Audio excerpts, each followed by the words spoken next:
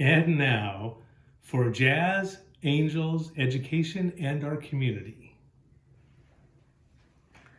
You know, on March 8th, we played one of the last concerts in Long Beach.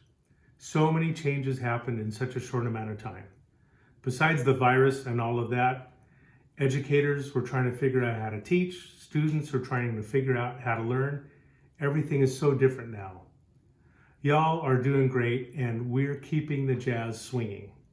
I just want to thank the Jazz Angels staff, board of directors, parents, and the musicians in our bands for not only embracing this challenge, but rising up to meet every moment with a positive attitude and overcoming any and all obstacles. The bands are amazing. We want to remind everyone about the open mic this Saturday from 7 to 8 p.m.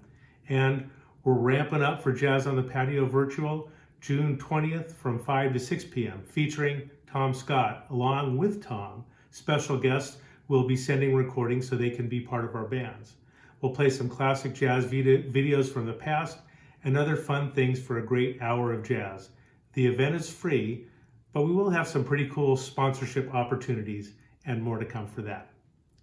Click the right-hand corner of the video or check below in the description to get links to the musicians' recipes of the week and our recommended videos of the week this week, featuring John Coltrane and Sonny Rollins playing Tenor Madness, a couple of clips of the bands playing that March 8th gig at Rec Park, and I found a recording of Jazz Angels alumni James Day, now attending North Texas State, and Brian Street serving our country in the Marines, along with a great guitar player, RJ Root, and myself playing at the aquarium by the Big Tank.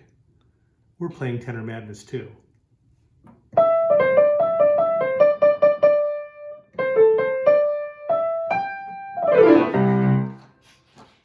That's all, folks.